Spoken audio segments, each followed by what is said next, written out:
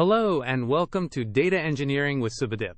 In today's video, we are going to dive deep into one of the most critical aspects of managing data at scale: BigQuery, Advanced Security, and IAM architecture. Here's our agenda for this session. We'll start with the fundamentals of IAM roles and permissions. Then, we'll explore how to properly use service accounts, implement the crucial principle of least privilege, and create custom roles. We'll also cover advanced control using IAM conditions, and finally look at a secure architecture for connecting your BI tools. Let's start with the basics. Google Cloud IAM operates on a simple but powerful model. Who can do what on which resource? The who is the principal, like a user or a service account. The what is the role, which is a set of permissions. And the which is the resource itself, such as a specific BigQuery dataset. Understanding this model is key to everything that follows. Next up are service accounts. Think of a service account as an identity for your application, not for a person. When a script, a virtual machine, or a business intelligence tool needs to access BigQuery, it should use a service account to authenticate. This is crucial for security and manageability.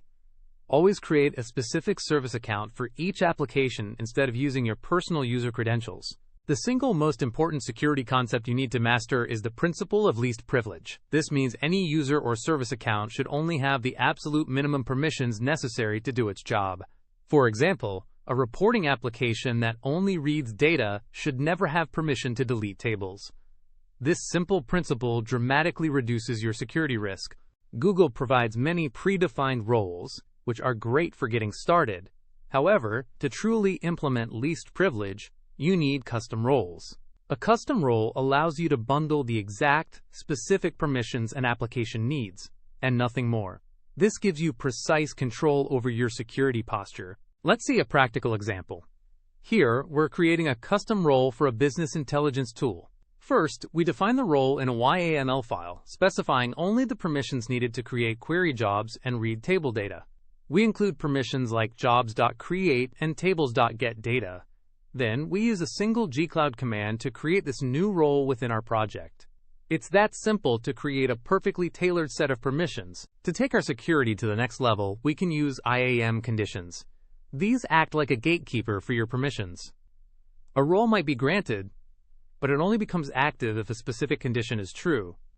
For example, you can grant access only during business hours, or only to datasets that have a specific resource tag, providing an incredibly powerful layer of context-aware security. Here is what an IAM policy with a condition looks like. In this JSON snippet, we are binding our custom BI_data_reader role to our BI tool service account. But notice the condition block.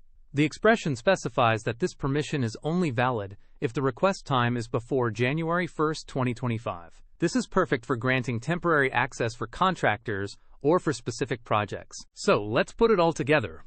This is the ideal architecture for securely connecting a BI tool. The tool authenticates using a dedicated service account. That service account is granted a custom least privilege role, giving it just enough permission to read from a specific BigQuery dataset. This decoupled, specific, and secure pattern is the industry best practice. To summarize, here are the key best practices to remember. Use one service account for each application. Always enforce the principle of least privilege. Prefer custom roles over predefined ones for granular control. Grant permissions on the most specific resource, like a dataset rather than the whole project. Use IAM conditions for temporary access. And finally, regularly audit your IAM policies to keep your environment secure. That concludes our deep dive into BigQuery security and IAM. I hope you found this tutorial helpful. If you did, please give this video a thumbs up, subscribe to the channel for more content, and feel free to leave any questions in the comments below. Thank you for watching.